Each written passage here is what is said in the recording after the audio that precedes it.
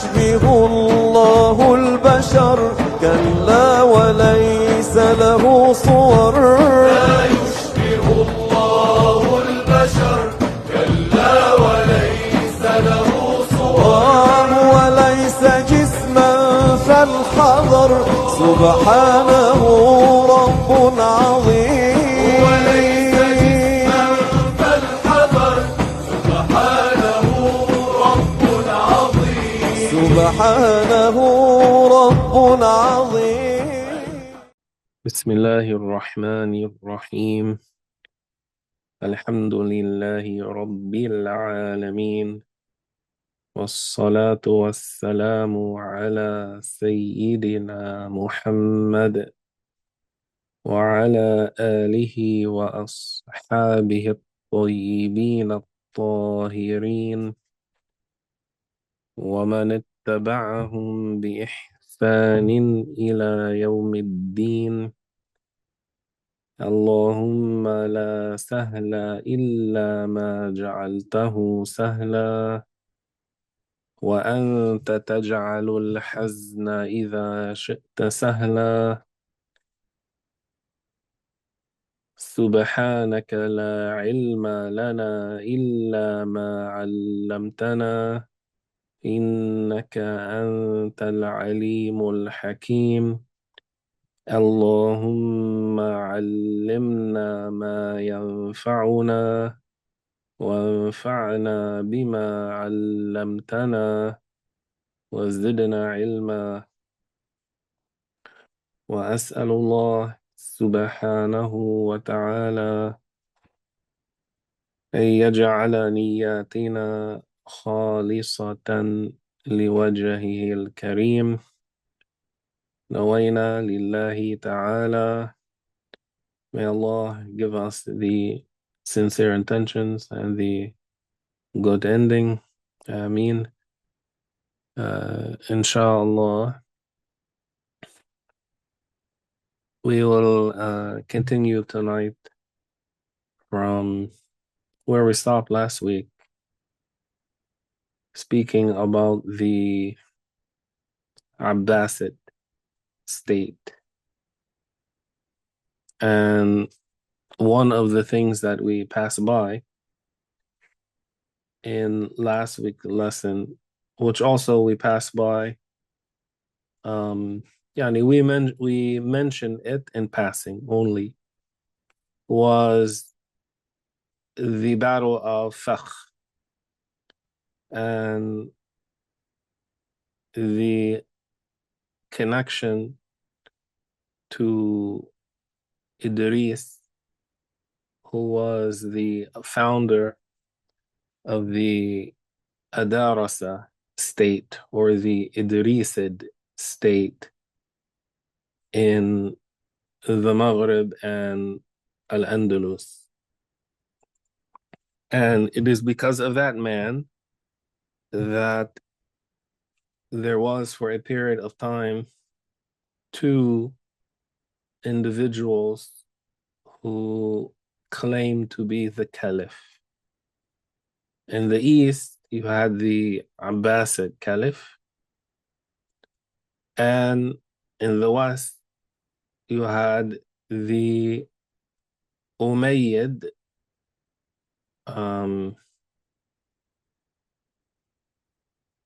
Caliphate in the Maghrib and al-Andalus, which was ignited by this man Idris.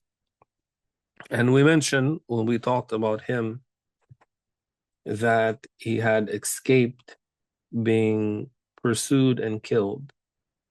And many of the remnants of the Umayyad followers and clan, if you want, not clan, supporters, those who had some military power and influence, they were killed at the Battle of Fakh. So, inshallah, we'll mention some of the details of that battle. and then continue to discuss the Abbasid state and its decline. So in the historians, they mention that toward the end of the year 169 after al-Hijrah, al-Hussein ibn Ali ibn Hassan ibn al-Hussein ibn Ali ibn Abi Talib revolted in Medina. He revolted against the Abbasids in al-Madinah al-Munawwarah. And the members of his household had stood surety for one another. And Al-Hassan ibn Muhammad ibn Abdullah ibn Hassan, he had drank alcohol and became intoxicated. So the governor of Al-Madinah imposed the religious punishment upon him, which angered Al-Hassan. And he disapproved that he would be punished for it. And this Al-Hussein ibn Ali, he was his guarantor. And he was the one who would, if you want to put it in modern terms, look at it this way. Al-Hussein ibn Ali was released into the custody of Al-Hassan, Al-Hassan ibn Muhammad was released into the custody of Al-Hussein ibn Ali. And his responsibility, Al-Hussein, was to ensure that Al-Hassan ibn Muhammad does not flee the religiously prescribed punishment which was due upon him. So Al-Hussein guaranteed that he is in my custody. I will ensure that he shows up when he is supposed to show up, as he was commanded to. The Khalifa, he had made them stand surety for one another. So this Al-Hussein and Yahya ibn Abdullah ibn Hassan had guaranteed Al-Hassan, who was punished.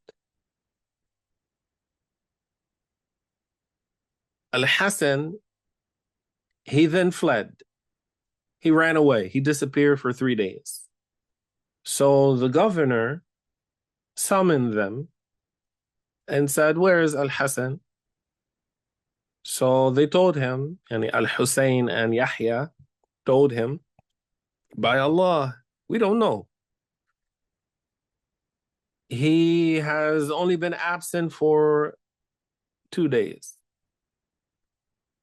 So the governor of Al-Madinah, he spoke harshly to them. So Yahya ibn Abdullah, he swore that he would not sleep until he brought Al-Hassan ibn Muhammad back or returned with news of him, like he died, for example.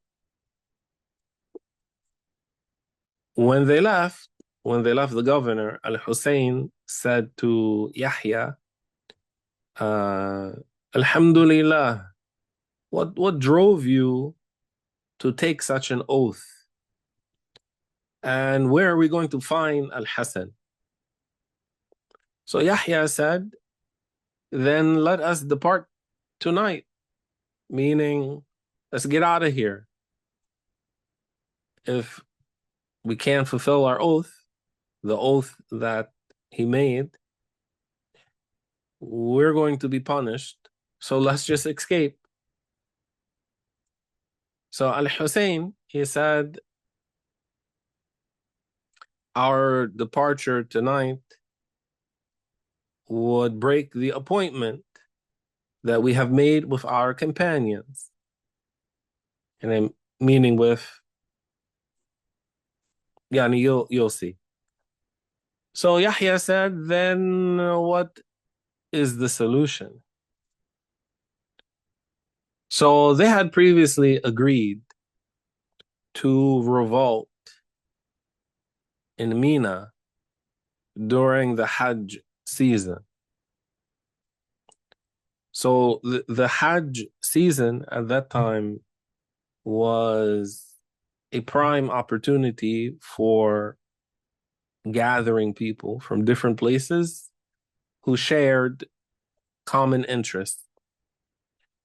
Because of that, in many times, there was always an effort to suppress certain groups of people or certain ideas during the Hajj season so that the people in that period would not be galvanized to revolt for one reason or another.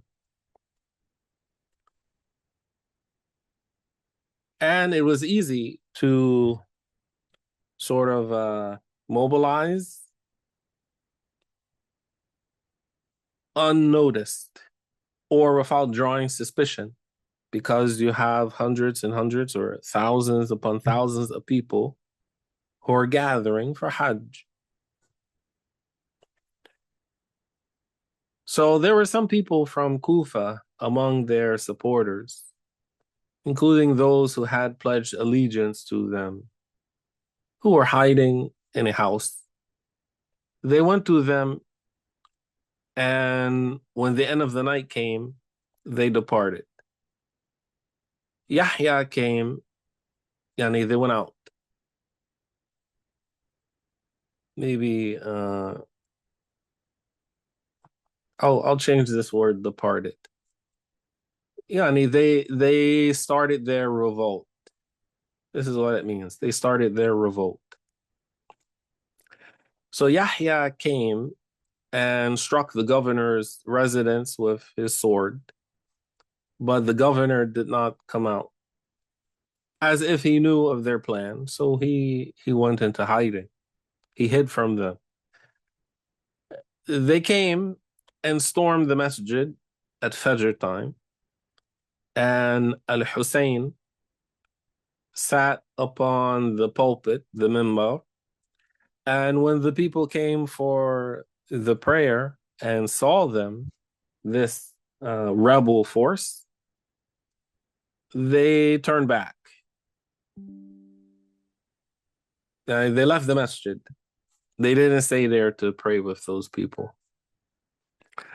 After he prayed, after Al-Hussein ibn Ali prayed, after he prayed the Fajr prayer, people began coming to him and pledging allegiance to him. Khalid al-Barbari approached, and he was stationed in Medina to guard it against any uprising with 200 horsemen.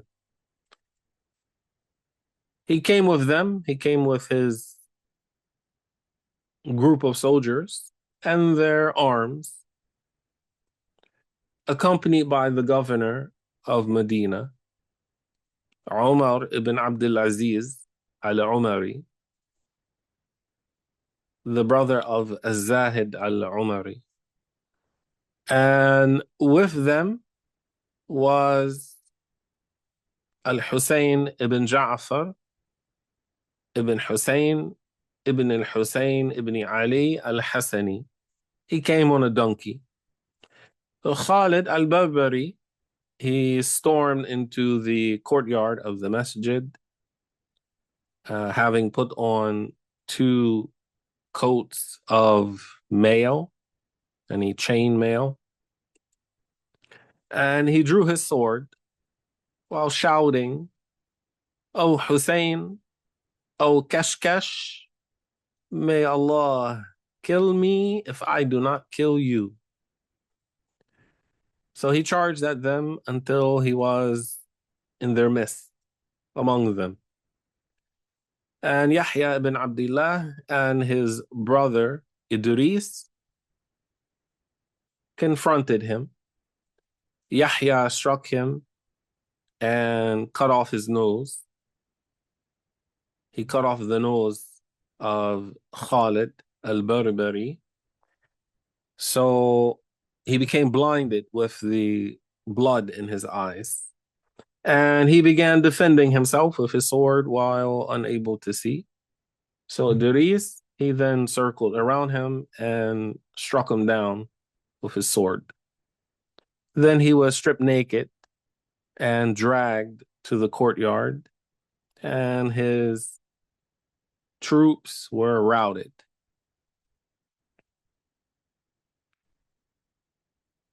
Yahya was wounded, and they attacked the Abbasid supporters, among whom was Al-Hassan ibn Ja'far. And Al-Hussein, he called out, "Be gentle, yani woe to you, wayhak," with this, or with the old man. And then they plundered the treasury. Al-Mansur, yani the Khalifa, Al-Mansur al-Abbasi, he had weakened Al-Medina's defenses and emptied it of weapons and money. And it was said that they found only some 10,000 dinars in the treasury. So when all of this took place, the people of Al-Medina, they locked their doors, and so it was not the people of Al-Medina revolting against the Khalifa. It was these rebels. The next day, both armies, from the rebels and what was left of the Abbasids, prepared for battle, and they met. And there were many wounded, and the fighting continued until noon, until they withdrew. In the evening, some news came that Mubarak, the Turk, had encamped. So the army joined him. He advanced the next day to Athania, and the Abbasid allies gathered around him and for support. And then the battle between the two sides intensified that day until noon. But the people became distracted from Mubarak, and he was left undefended, exposed. So he fled the battlefield on racing camels. Then Al-Hussein ibn Ali prepared for 11 days and departed from Al-Medina, while the people cursed him to his face, for he had harmed the people. His companions were desolate men who defecated in the corners of the masjid. He proceeded to Mecca, and a multitude of Meccans or a multitude of Meccan slaves of Mecca, gathered with him and joined his forces. Then the news of what he was doing reached Al-Hadi ibn Mansur al-Mahdi, who is the father of Harun al-Rashid, rahimahullah. Muhammad ibn Sulaiman ibn Ali al-Mansur's brother, or Muhammad ibn Sulaiman ibn Ali al-Mansur's brother, Abbas, and Musa ibn Isa had performed Hajj during that time, and they had with them troops as well as the cavalry, any horsemen. And the two armies, they met and they fought at this place called Fakh, which is near Mecca. And Al-Hussein ibn Ali was killed on the battlefield. And Allah gave relief from him.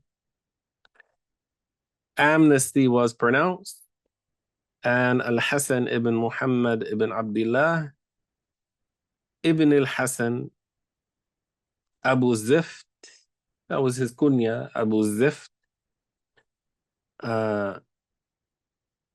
He came with his eyes closed, having been injured in the battle. He stood before Muhammad ibn Sulaiman seeking his protection, but Musa ibn Isa ordered his immediate execution, which angered Muhammad ibn Sulaiman. And the heads, so Abu Zift, he was executed. Although there was amnesty proclaimed, they executed them. And the heads of the slain were cut off, and they were about 100 in number. And Al-Hadi was angered with Musa ibn Isa for killing Al-Hasan ibn Muhammad. So he confiscated his wealth, and he confiscated the wealth of Mubarak, the Turk, and he demoted him and assigned him or reassigned him to being a stable boy, if you want. I mean, cleaning up after animals. The Abbasid state, after a period of prosperity and expansion, it weakened. And its allies, relatives, and appointees overcame the Caliph from within. It was essentially an internal coup without removing the head, but rather neutering the head, rendering the head, that is the Khalifa, powerless. This is what it was essentially. So the Khalifa, he came under the protection of others from within the state. From when al-Mutawakkil was killed, al-Mutawakkil ala Allah, who's Ja'far ibn al-Mu'tasim ibn Harun al-Rashid Al-Mutawakkil, he is the one who stopped the Inquisition, the Mihna of the Mu'tazila. And he is the one who put down the innovation, yani at an institutional level, if you want to say. He is the one who put down the innovation of saying that the Quran is created. However,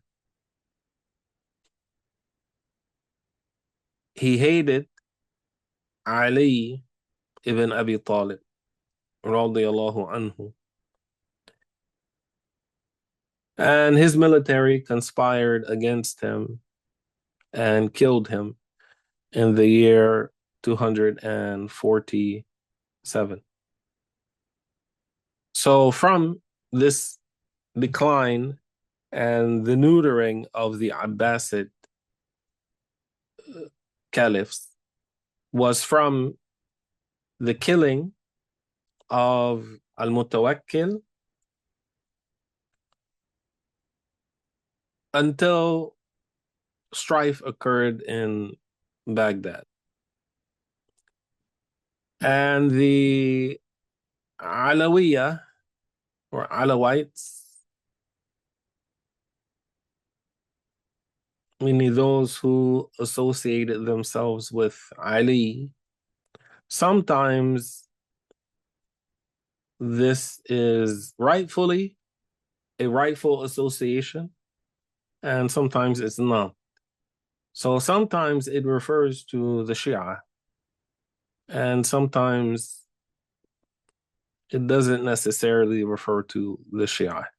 But generally, those who were supporters of Ali ibn Abi Talib, radiyallahu anhu. So the Alawiyah, they went to the regions, yani they spread, supporting their call.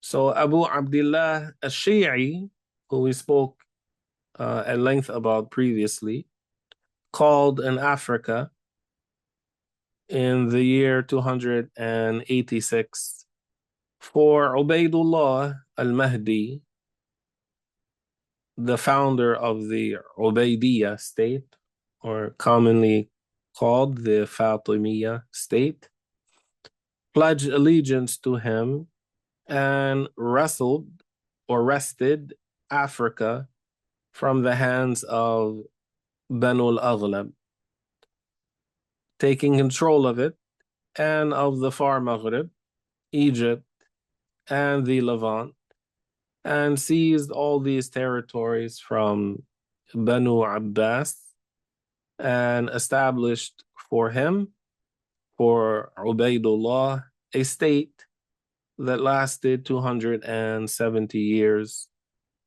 as mentioned in their accounts. Then, during the days of strife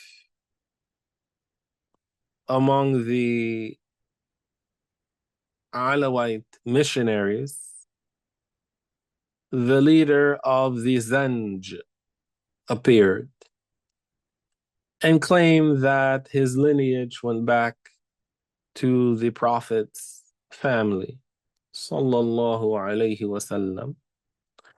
And people criticized his lineage, and he and his sons had a state in the regions of Basra during the days of strife, yani fitna, that the Zanj carried out until it was eliminated at the hands of al-Mu'tadid during the 270s after al-Hijrah. Now, the leader of the Zanj was a man who claimed that his name was Ali ibn Muhammad ibn Ahmad ibn Ali ibn Isa ibn Zayd ibn Ali ibn al-Hussein ibn Ali ibn Abi Talib. This is who he claimed to be. His revolt is known as the Zenge rebellion. And it was called that because most of his supporters were among or from enslaved East Africans. So those East Africans were called Zenge. So if someone calls you a Zenji, they are, and if an Arab calls you a Zenji to insult you, it is like he's calling you the N-word. Now, this man who claimed that his name was Ali ibn Muhammad, he was born in Warzanin, which is a suburb of Rai, and if you remember, we said Rai is in Al-Jibal. So Rai is right outside of Tehran. So he was born in one of the villages of Rai. And he appeared on the scene during the reign of the Abbasid Caliph al-Muhtadi billah in the year 255 after al-Hijrah. And he held the beliefs of the Azariqa, one of the groups of Khawarij. So the African slaves, and some of them, they were oppressed and mistreated. And this was one of the things that led them to be inclined towards rebellion. So the African slaves and rabble of Basra, they gathered around him. They gathered around this so-called Ali ibn Muhammad. And he took control of Basra and seized al-Abullah. Several consecutive armies were sent to fight him, but each time they would be defeated and then scattered. And he settled in the marshlands in southern Iraq. He controlled Ahwaz. He raided Wasit and established his residence in a palace that he built in Al-Mukhtar. And the caliphs were unable to suppress him until al-Muwaffaq billah al-Abbasi finally defeated him during the reign of al-Mu'tamid, killing him and sending his head to Baghdad, which was in the year 270 after al-Hijrah.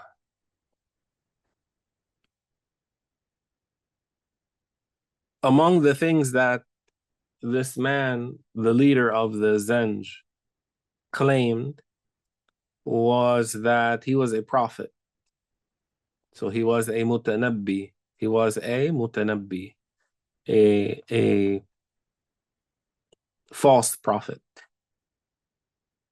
And he claimed that he was a knower of the unseen. And it was said that the number of Muslims that were killed during this time, which is about 15 years, was 1.5 million. 1.5 million. And so you can imagine that was a large percentage of the population of the people in that area. Then the Qarmatiyans, or the Qaramita, appeared in the regions of Bahrain and Oman. So he marched to it from Kufa in the year 279. And his false claim of association to Banu Ismail ibn Ja'far as-Sadiq.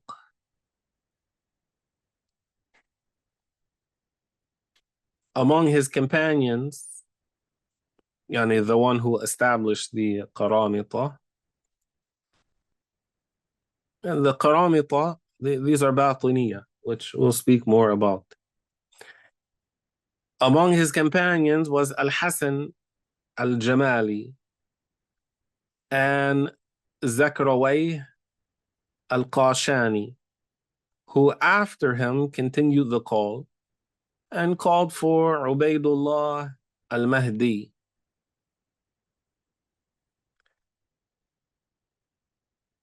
They overcame the Qaramita, they overcame Basra and Kufa, then broke away to Bahrain and Oman, establishing a state there that lasted until the end of the 4th century.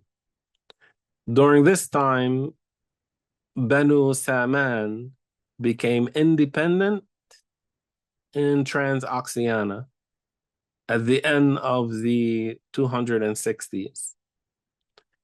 And they did not, when they established themselves, they didn't follow the orders of the Caliph in Baghdad.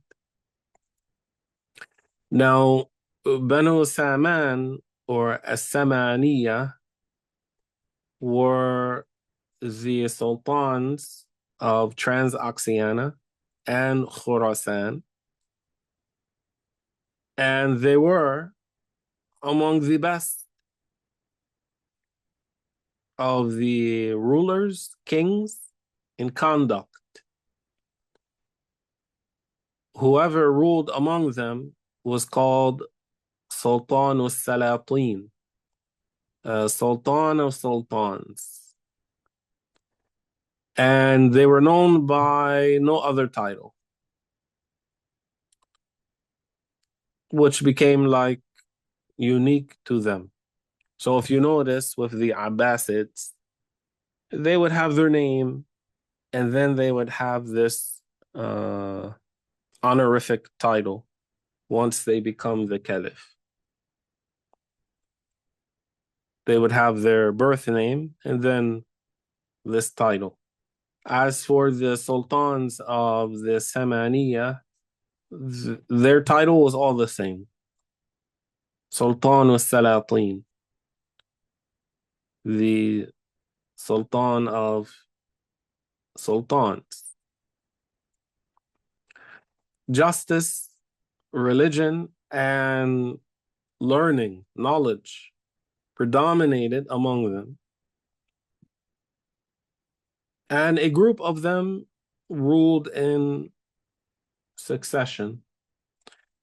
And their state was not extinguished.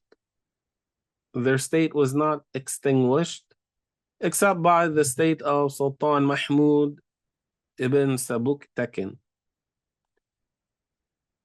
And the duration of their rule was 100 years, 2 years, 6 months, and 10 days. When we say Sultan Mahmud ibn Sabuktakin, it is the famous one that most people are aware of. He is Sultan Mahmud al-Ghaznawi, rahimahullah.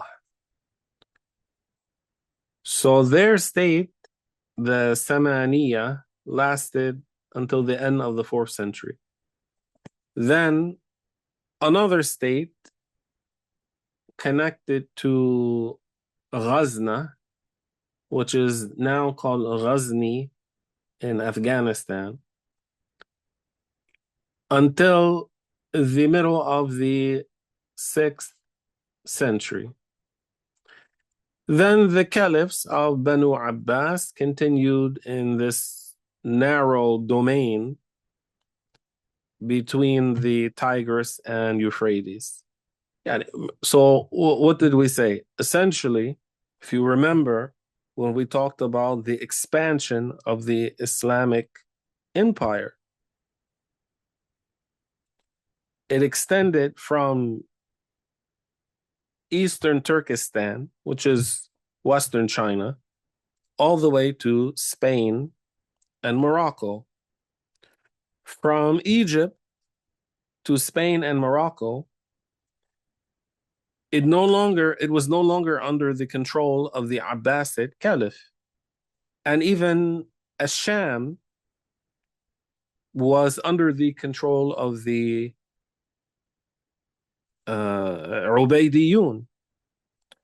And Bahrain, the Persian Gulf,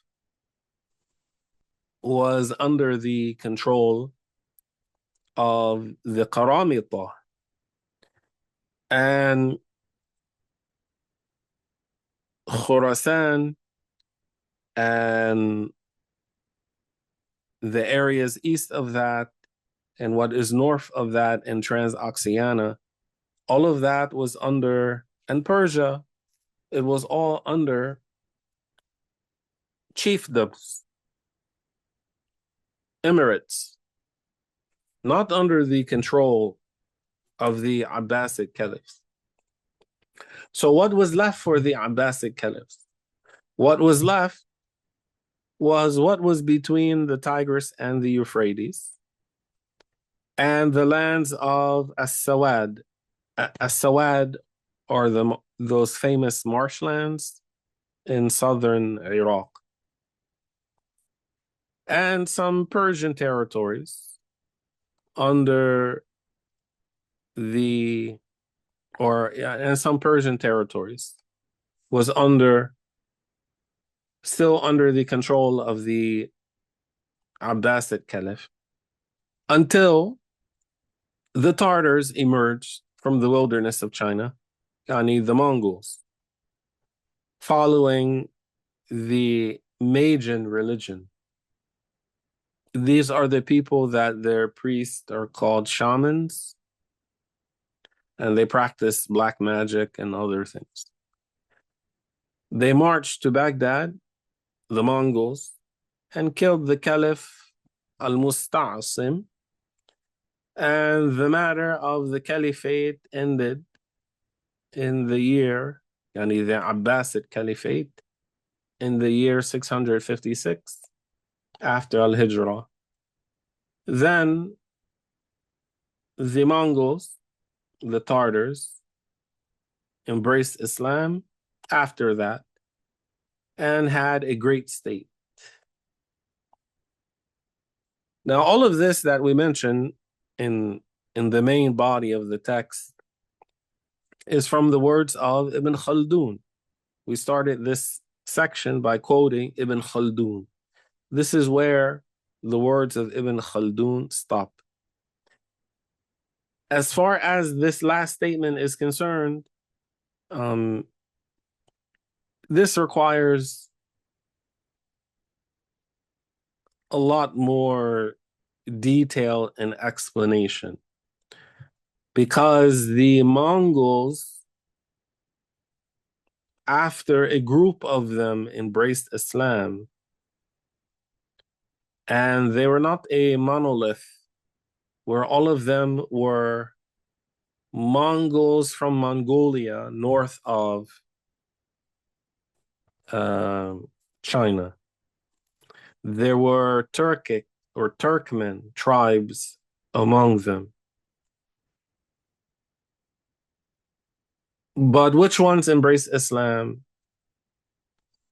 And what state did they establish?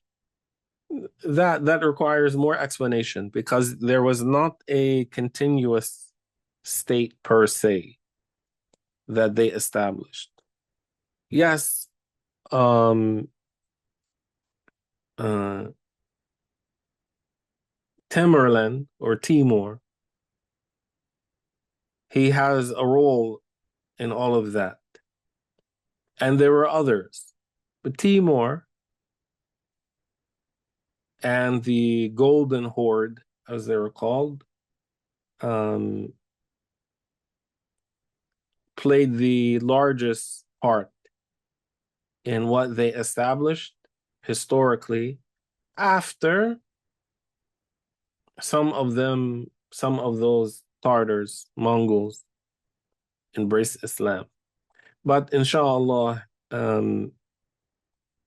we won't go into those details in this session, but maybe at another time. Now the sources, now inshallah, we'll talk in more detail about the causes of the weakness of the Abbasid state.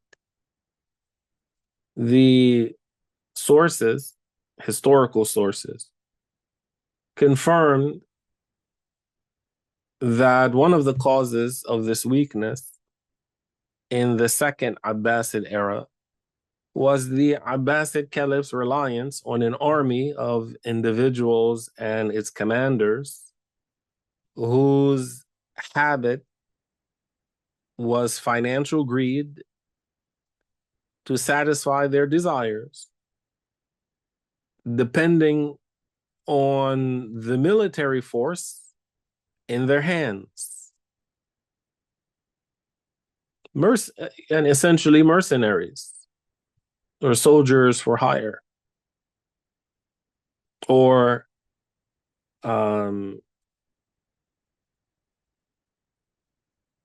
essentially this groups of mercenaries.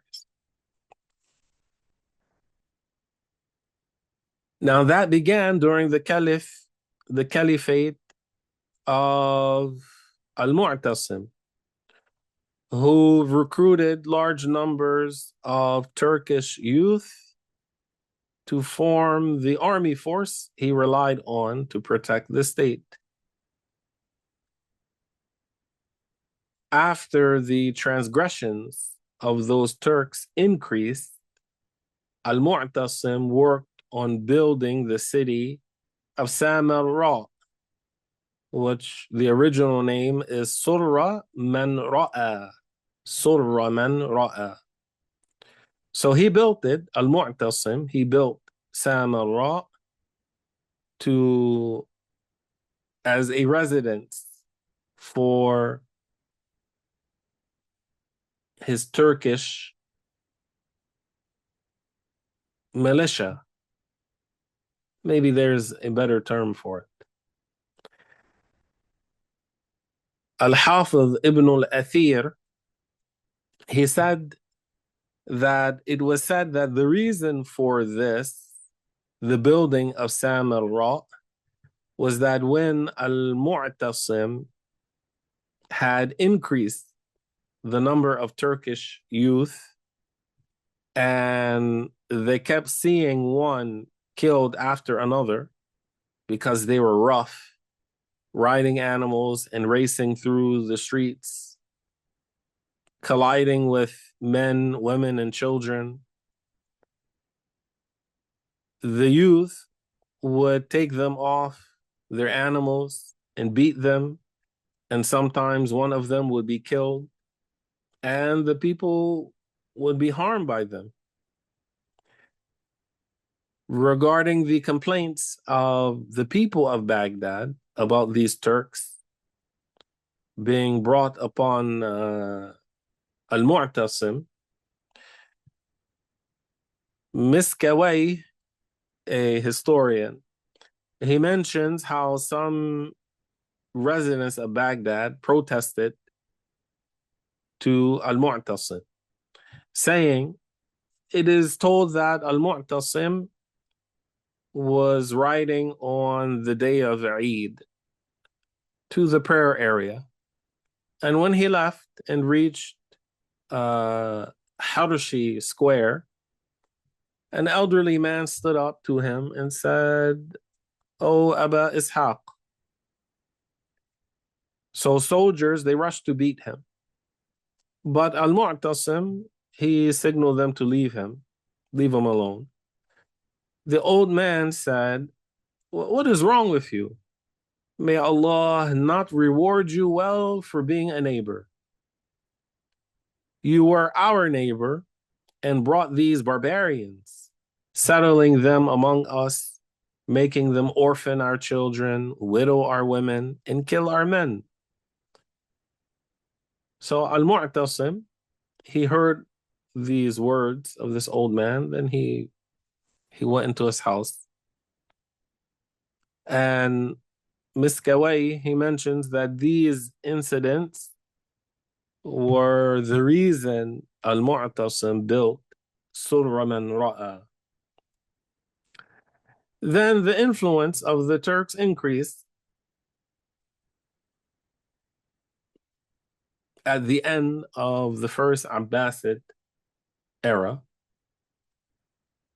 until they conspired with Al-Muntasir to kill his father, al-Mutawakkil, in the year 247 after Al-Hijrah, thus ending the strong Abbasid era and beginning the era of weakness where the military controlled the rule.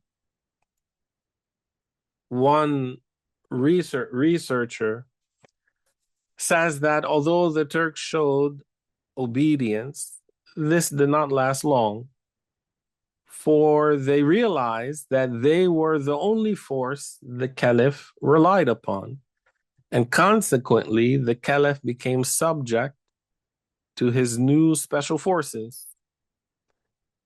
That became clear after the killing of al-Mutawakkil by a Turkish commander. From that day, the Turks took control of the kingdom and weakened the caliphs.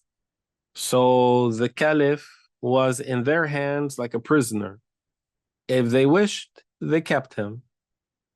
If they wanted, they removed him and disposed him, and deposed him. And if they wished, they killed him. Thus, the Turks became a fundamental party in internal conflicts. This chaos that prevailed due to the military commander's dominance and tyranny and the inability of anyone to stand against them resulted in conditions of severe weakness that took hold of the Abbasid Caliphate state and made it lose its prestige until the Arab sultans became puppets in the hands of military leaders, whether they were Turks or Banu Buwayh. Wallahu subhanahu wa ta'ala a'lam wa ahkam. And Allah knows best. Inshallah, we will stop here tonight. Next week, if Allah wills, we'll start to talk about the emergence of the Batiniyah, more about the Qaramita and the Ismailiyah, and then we'll speak about Banu Buwayh, that group that we just mentioned. If anyone has a question about anything I said, please ask.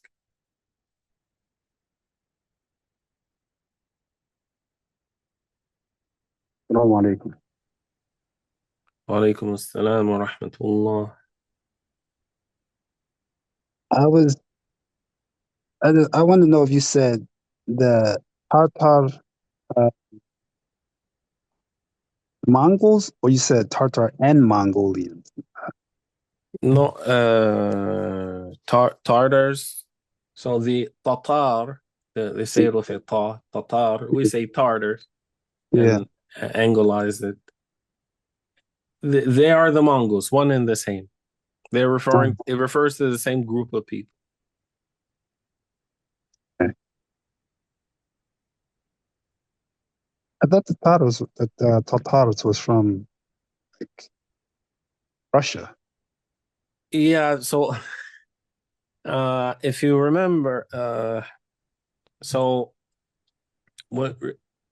Okay. So I mentioned that after a group of these Mongols embraced Islam, Yeah. they didn't establish like a continuous state.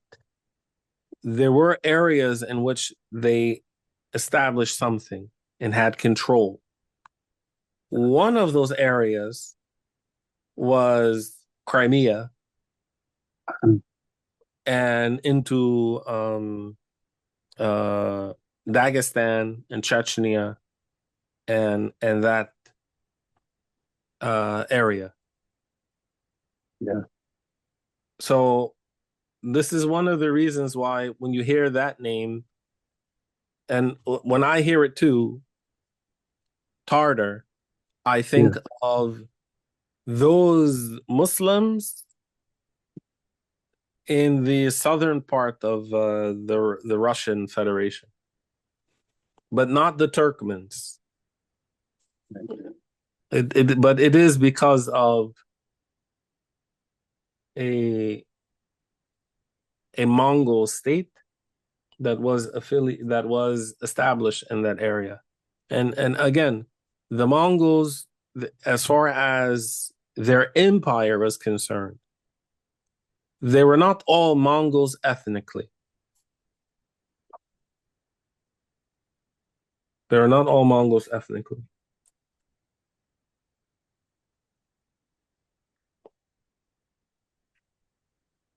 My second question is these. Inshallah, if we ever finish this book and we just have like a history of the caliphs, there is a summary of the history of all of the caliphs that I put in An-Nasafiyya from Abu Bakr radiallahu anhu to Sultan Abdul Hamid al-Thani. And I put a lot of information in there about the Ottoman caliphs. If we do that book, then inshallah, that would be a better opportunity to talk about Timor and more details about the Mongols. But sorry, go ahead.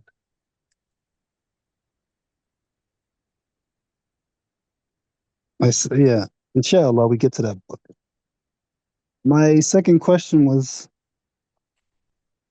these young Turkish militia mercenaries, where did they come from? Which part of the like Turkmen tribes do they come? Do you know that? These particular ones that Al-Mansur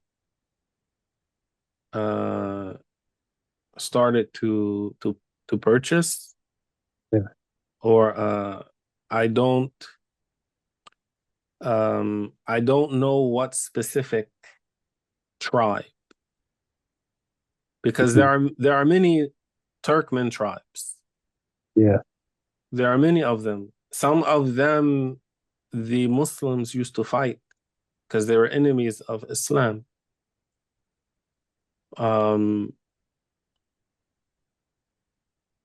But inshallah, I can research it and find out, but I don't know the specific ones. Ameen wa fikum. Someone asked, does it mean Ottoman Empire came just after Abbasid Sultanate decline? No, It doesn't mean that. What this means, and for me, this is I think the most exciting connection that this uncovers if you're just hearing it for the first time, which is, where did these Ottomans come from?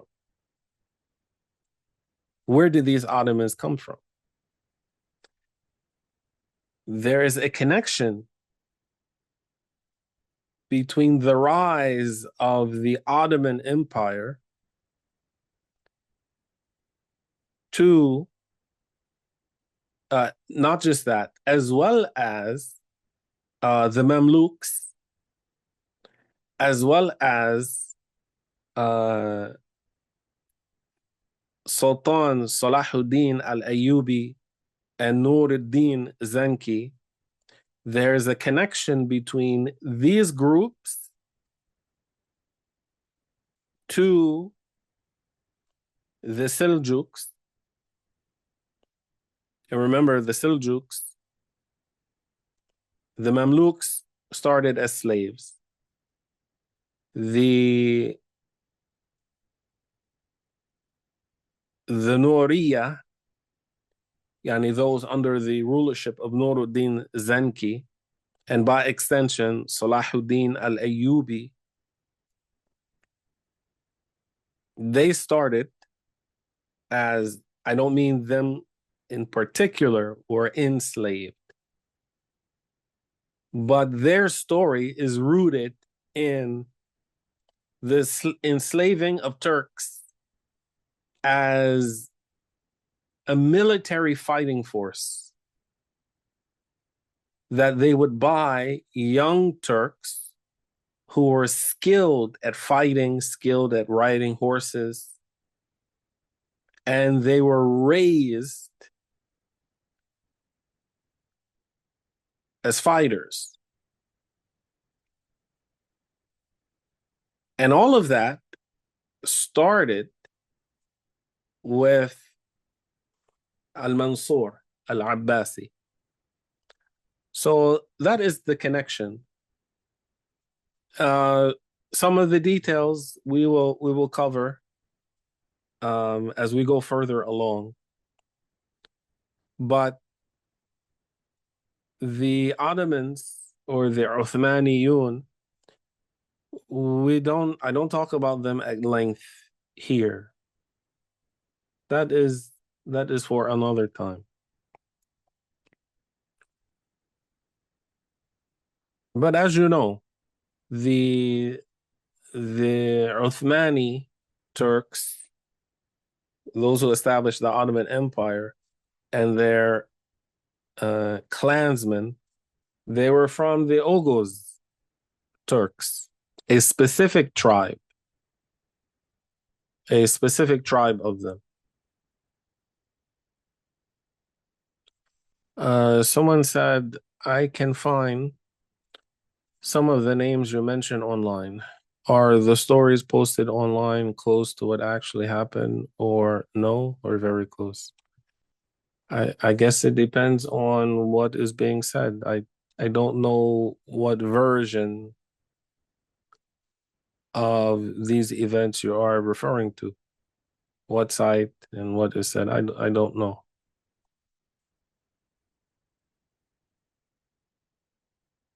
In general, so I cannot give you a specific answer. In general, what you find online is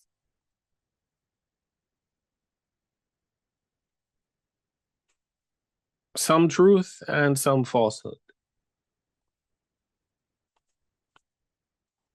So while we are not talking about matters of, and when we mention the reason that Surah and Ra'a was built, that is not a point in Aqidah, nor is it a matter of halal and haram.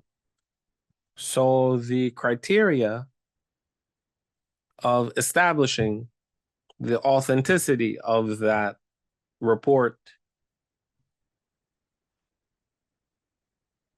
is not the same. The criteria is less. So, because the criteria or the standard is not as strict when it comes to history, and there are conflicts in reports. So one might find a YouTube video in which the presenter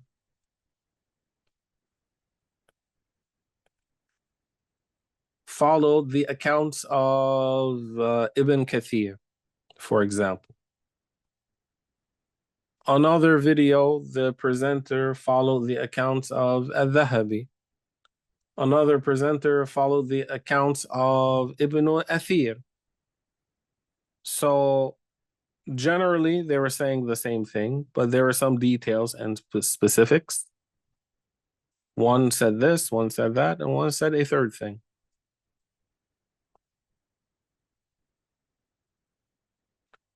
So it depends. Sometimes people are careful because sometimes there are reports that can mislead, even if it was reported by a reliable person. Sometimes there are things which are not true. Some of those things we point out in this text. There are certain things that I refuse to report. I mean, this is what's documented about these incidents, but I took it out of fear that if someone read this, then this might harm their religion. So I took it out. I didn't want to repeat it. طيب فسبحان الله وبحمده وأشهد أن لا إله إلا الله وأستغفر الله وأتوب إليه لا إله إلا الله اللهم صل على سيدنا محمد وعلى آله وصحبه وسلم رب اغفر لي وللمؤمنين والمؤمنات. لا يشبه الله البشر كلا وليس له صور لا يشبه الله البشر كلا وليس له صور وليس جسما فالحذر سبحانه رب عظيم وليس جسما فالحذر سبحانه رب عظيم سبحانه